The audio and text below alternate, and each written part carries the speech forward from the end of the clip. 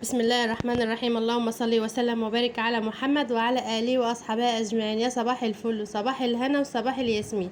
صباح الفل على عيونكم يا أحلى متابعين. صلى على الرسول. اللهم صل وسلم وبارك عليك يا حبيبي ويا شفيعي يا رسول الله. ايه رأيكم يا جماعة في الكيكة بتاعتي دي؟ تحفة يا جماعة بجد، كانت قلبة ريحتها كانت قلبة المكان. اتمنى لو الكيكة بتاعتي عجبتكم تعملوا له لايك وشير ومتابعة على القناة عشان يوصلكم كل جديد. يلا نشوف المقادير بتاعت البيض دي يا جماعة. كبير، انا لقيته بصفرين، يعني هو انا كنت المفروض اعمل 3 بيضات، انا سبت بيضة اهي عمل كده. بص لقيت البيضة فيها صفرين، طلعوا 4 بيضات، يعني ما شاء الله. حطيت كوباية من الحليب، وحطيت معايا فانيليا بنكهة البرتقال. بسم الله ما شاء الله يا جماعة، ديت طعمها زي طعم البرتقال بالظبط. وفيها الفانيليا بتاعتها، بس انا هحط برضو الكيس اللي هو الفانيليا ده هحطه برضو. حطيت كيسين.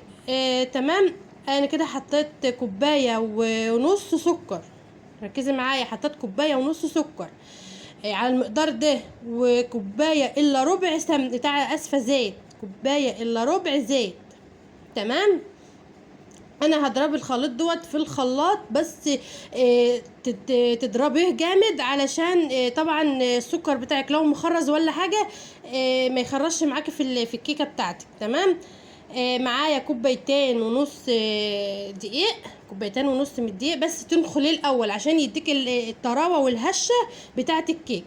معايا كيس كيك شيف اهوت هحطه كله. تمام. ومعايا ذره الملح بتاعتي مش هنساها، هي ذره الملح دي يا جماعه اللي بتظبط لك الدنيا. لو عجبك الوصفه بتاعتي اتمنى ان انت تعملي لي لايك وشير ومتابعه على القناه عشان يوصلك كل جديد، وتشرفيني في قناتي. شوفوا الخليط بتاعي يا جماعه. قعدت اضرب فيه عشان السكر بتاعي كان خشن شويه علشان ما يخرجش الكيكه بتاعتي. كده جبت الصينيه بتاعتي ديت، عملتها بالسمنه وبطنتها بالدقيق. يعني انا دلوقتي حطيت شويه، عملت السمنه فيها، فردت السمنه فيها وبطنتها بالدقيق. دلوقتي هنزل بالخليط بتاعي. والله يا جماعه ما في اسهل من كده. وهتضربيها كده في على الرخامه كده ضربتين عشان تديكي طراوه كده وتبقى نافشه وجميله يا جماعه. كده خلاص كنت ولعت الفرن وحطيتها في قلب الفرن وهطلعها اهي يا جماعه. طلعتها اهيت. لكن القطعه اللي هي بتاعت الفرن ديت بتهيألي ما جاتش في التصوير. بسم الله ما شاء الله يا جماعه، هي اصلا احنا اكلنا منها، اللي كانوا موجودين عندي اكلوا منها قبل ما اصور كمان. يعني انت لو لاحظتوا هتلاقوا متاكل منها اصلا من الصينيه من حلاوتها، وكانت مخليه ريحه الشقه يا جماعه رهيبه رهيبه رهيبه، ولونها تحفه. بسم الله ما شاء الله يا جماعه، ما اخدتش مني اي وقت.